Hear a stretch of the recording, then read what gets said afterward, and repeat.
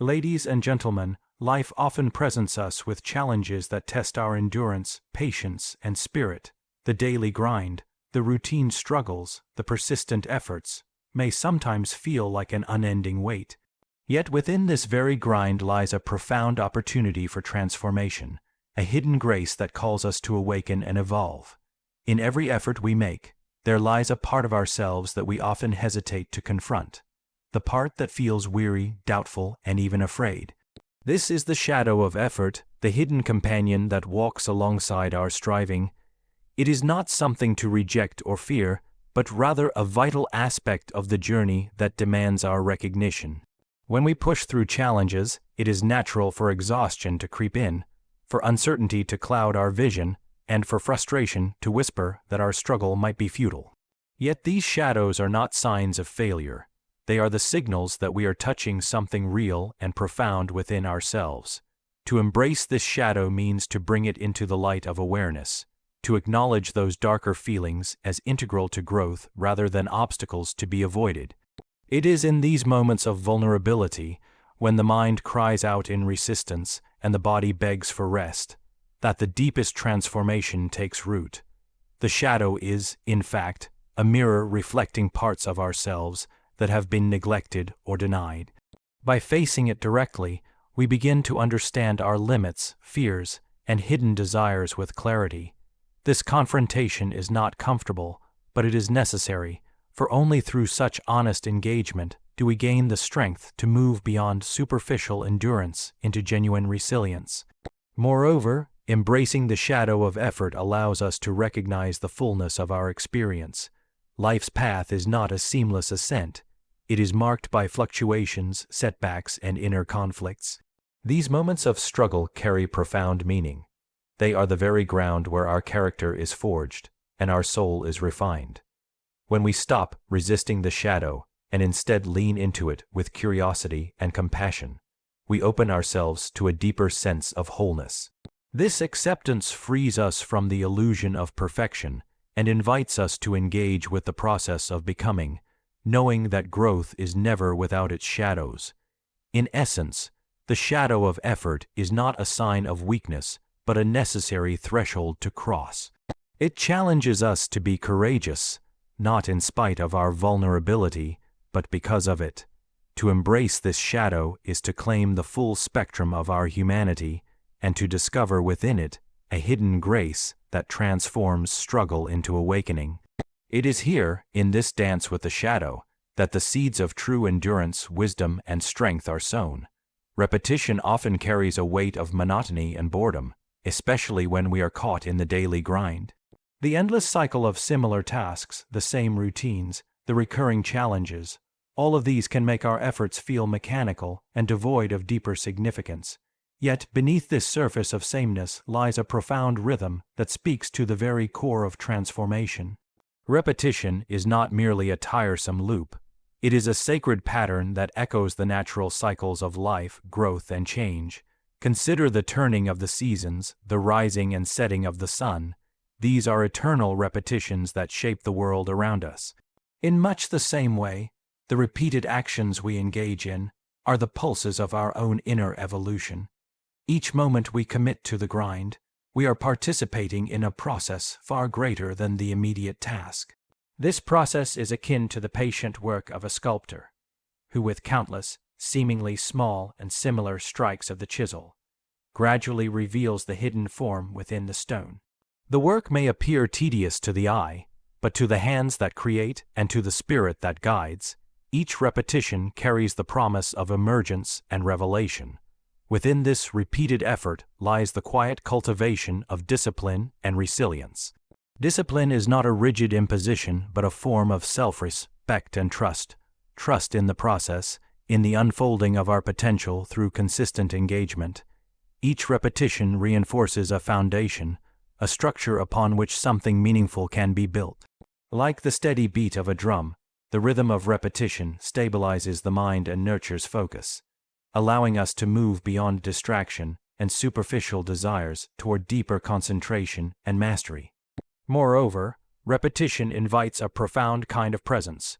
When we return again and again to the same task or challenge, we become more intimately acquainted with its nuances, its subtleties that at first might have escaped our notice.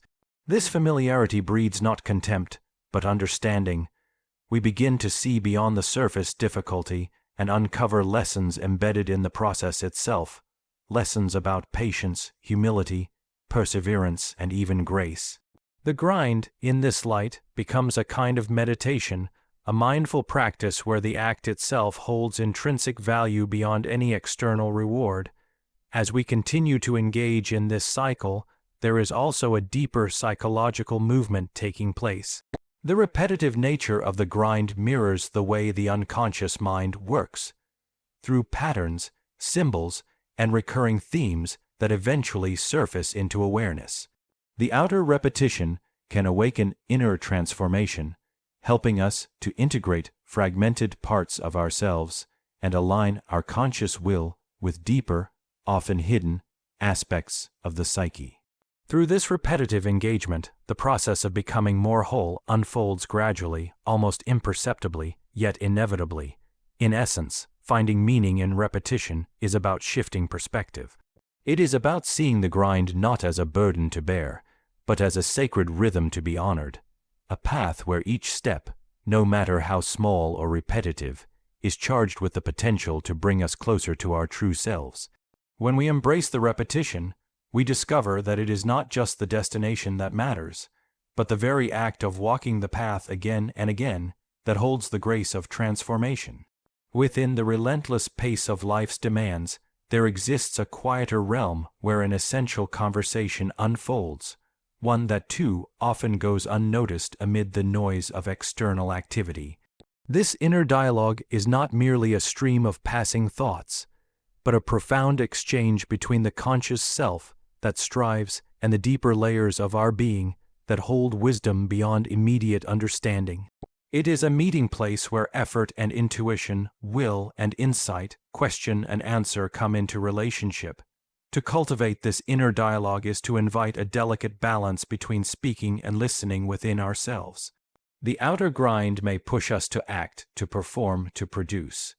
But the grace found within the grind depends on our ability to pause, turn inward, and engage in a meaningful conversation with our deeper self. This dialogue allows us to discern which battles are worth fighting, which paths align with our true purpose, and where rest or redirection is needed. Without this inner consultation, our efforts risk becoming mechanical, disconnected from the rich source of meaning and guidance that lies within. This process requires courage and patience.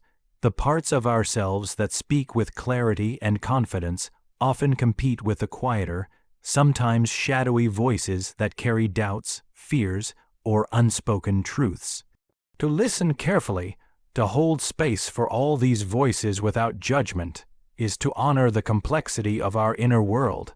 In doing so, we begin to uncover the subtle messages that shape our journey, a persistent longing, a hidden resistance, an emerging desire.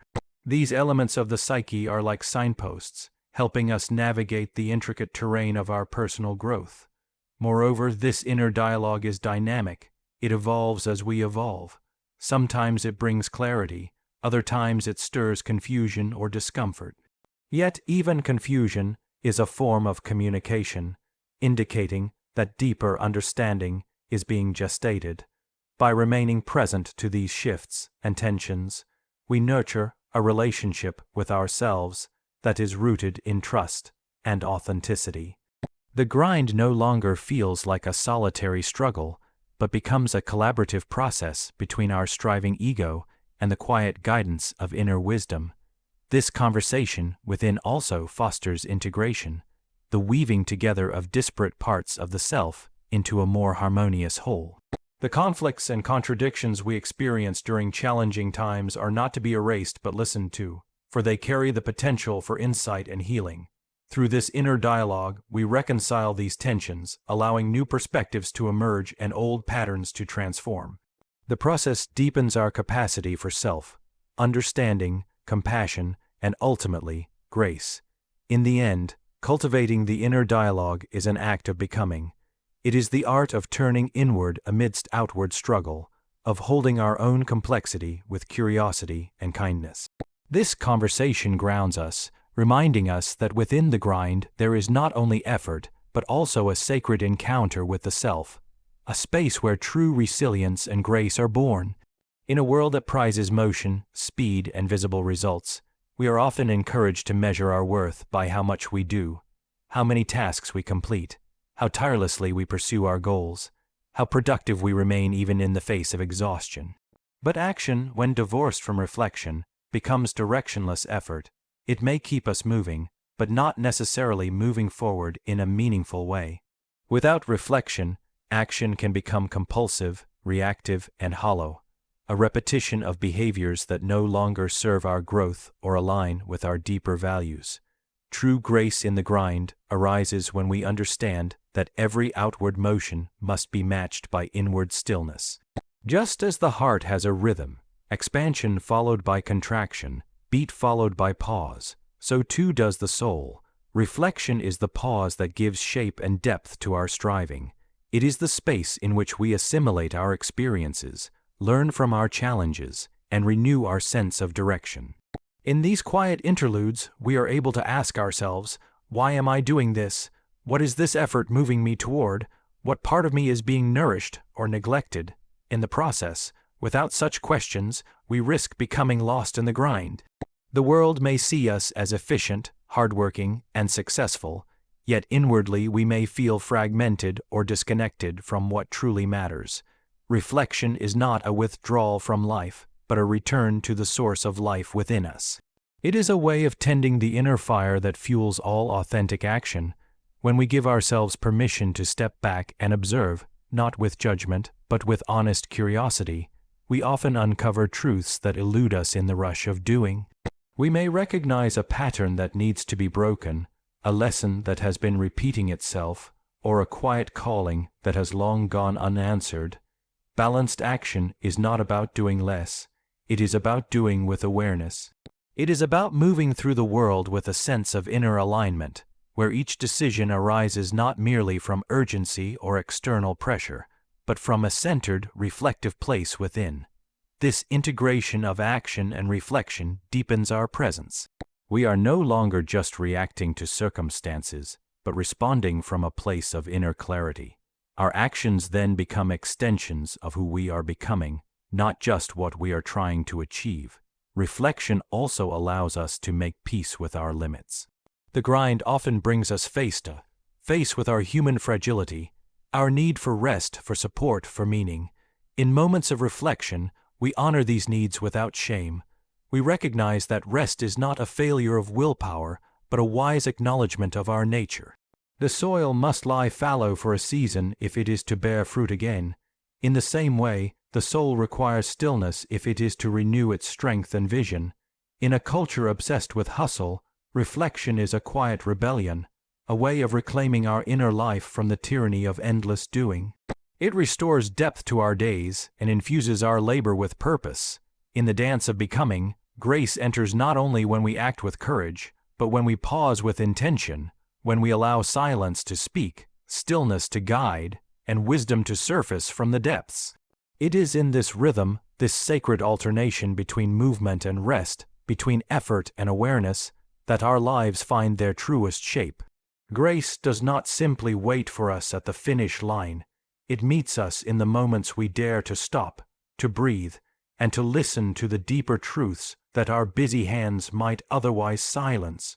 There is a silent process unfolding within each of us, often unnoticed amid the demands of daily life, a movement not toward perfection, but toward wholeness. This process cannot be forced or hurried, nor can it be mapped in linear steps. It is a deep and personal unfolding, shaped by both our struggles and our triumphs, our fears and our desires. In the midst of the grind, in the friction of our repeated efforts, this process quietly continues. It is the work of becoming who we truly are, not the version shaped solely by expectation or habit, but the one hidden beneath layers of adaptation and compromise. To trust this process is to accept that growth is not always visible, nor immediately rewarding. It often works underground, like roots thickening in the darkness long before the tree bears fruit. We may not always understand what is being shaped in us while we endure the pressures of everyday life. But the very challenges we face, the grind we sometimes resent, are often the conditions required for this deeper transformation to occur.